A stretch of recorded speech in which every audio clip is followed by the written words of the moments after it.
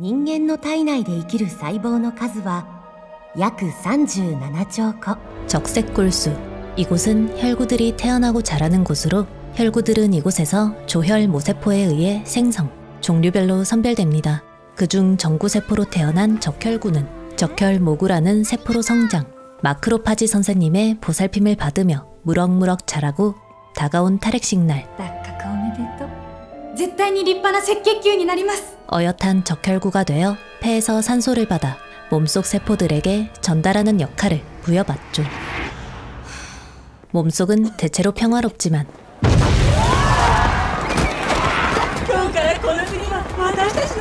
황색 포도상구균, 폐렴구균 등 여러 바이러스의 공격에 취약해지기도 합니다. 하지만 우리 몸에는 놀랍게도 백혈구가 존재하고 칼을 든 백혈구는 날렵한 몸놀림으로 바이러스를 되치 몸속 평화를 되찾죠. 일본 작품 기발한 건 알았지만 또 이렇게 색다르게 기발한 작품이 나올 줄은 몰랐습니다. 이라는 세포는 일본의 일상 개그 만화로 앞서 보시다시피 학습 만화적 요소도 다분히 가지고 있습니다. 그래서일까요? 일본에서는 초등학생 대상 인체교육 과학책까지 나왔다고 하네요. 참고로 몸속 세포들의 이야기라 그런지 보는 내내 유미의 세포들과 인사이드 아웃이 생각나기도 했는데요. 세 작품 모두 2015년에 발표된 만큼 서로 영향을 받았다고 보기는 어렵다고 합니다. 제가 이 작품을 보게 된 계기는 넷플릭스가 제게 오늘의 영화 파리에 오른 작품이라며 이 작품을 소개해줬기 때문이에요. 출연 배우들을 보시면 일본 작품을 많이 보신 분들은 아시겠지만 대단히 화려합니다. 하지만 그렇다고 인기와 출연진만 보고 작품을 감상하기엔 제가 특촬물을 그리 좋아하진 않아서요. 그래서 풀감상하기 전 볼만한 작품인지 작품 관련 정보를 찾아봤는데요. 작품은 무려 워너브라더스 배급 일본 영화 중 누적 수입 역대 1위를 차지한 데다 주연 배우인 나가노 메이와 사토 타케루 각자의 주연작 중 최고 흥행을 기록했다고 하길래 그래 한번 고를 외쳤습니다. 특히 사토 타케루의 경우는 출연한 작품들이 대부분 흥행한 흥행력이 좋은 배우라 그런 배우의 필모 중에서도 최고 흥행이라니 도대체 어떤 작품일까 궁금해지기도 했습니다. 작품 속 세포들이 활동하는 몸은 고등학생 소녀 니코의 몸입니다. 니코는 9살 때 어머니를 여의고 아버지와 단둘이 생활하는데요. 저는 원작을 보지는 못했지만 아마 원작은 여러 에피소드로 구성된 작품이 아닐까 예상될 정도로 영화는 여러 에피소드를 엮어 이야기를 풀어갑니다. 그래서 처음에는 개그물인가 보다 라고 가볍게 짐작하기도 했어요. 특히 아버지가 응아를 참는 동안 벌어지는 외항문과 내항근의 싸움이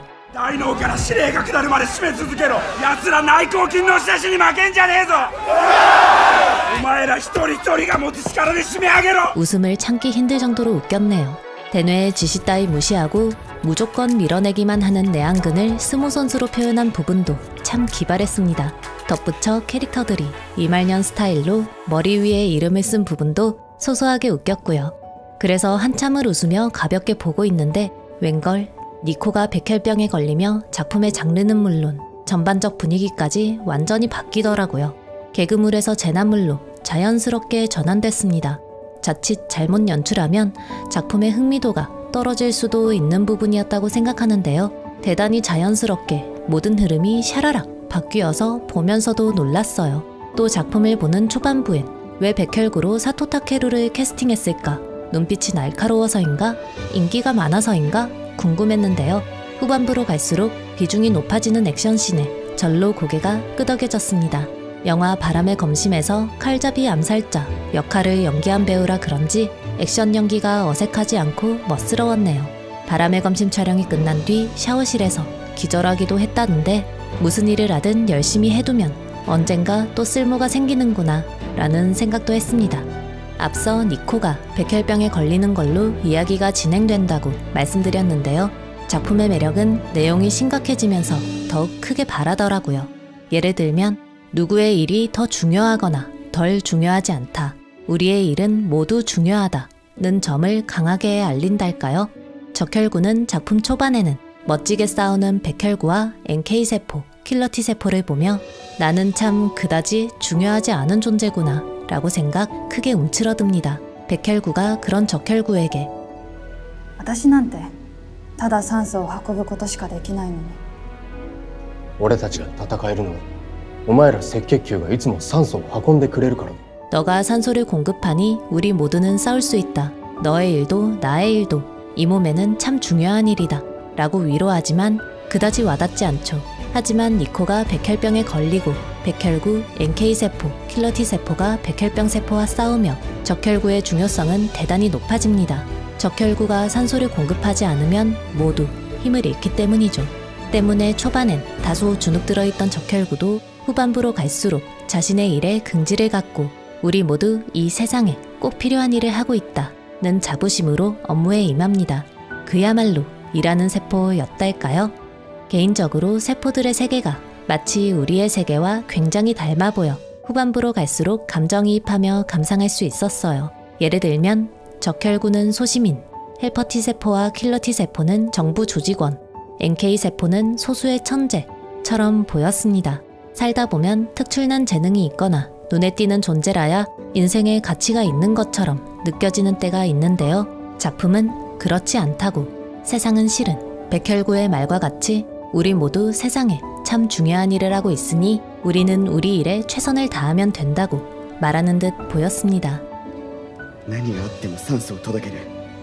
それが僕の仕事なんだ。 또 한편으로는 세포들이 사는 세상, 즉 내 몸 건강에 좀 더 신경을 써야겠다는 생각도 강하게 했고요. 그게 아빠 몸속 세포를 보며 참 많이 반성했거든요. 내가 감정적으로 기쁜 것과 상관없이 세포들은 알코올과 니코틴, 지방에 생명을 잃어간다는 사실을 명확하게 알고 나니 경각심이 들었달까요? 여러모로 교육적인 콘텐츠가 아니었나 싶습니다. 예전에 인터스텔라가 그야 물론 훌륭한 작품성 때문이지만 자녀 교육용으로도 인기를 얻었다는 소문을 들은 적이 있어요. 어쩌면 요 작품도 그런 용도로 많은 관심을 받게 되지 않을까 짐작합니다. 한 영국인 의사가 작품을 리뷰한 영상을 봤는데 세포별 업무 등이 의학적으로 제법 정확하게 표현된 것 같더라고요. この体は大丈夫なんでしょうか。僕たちのことなんか全然考えてないし。 적절히 웃겼고 적절히 가벼웠고 적절히 진지하면서도 적절히 흥미로웠으며 적절히 교육적이어서 엄청난 웰메이드 작품이라고 생각하진 않지만 많은 분들께 두루두루 가볍게 추천드리고 싶습니다. 영상 봐주셔서 감사드려요. 지금까지 슈테팡이었습니다.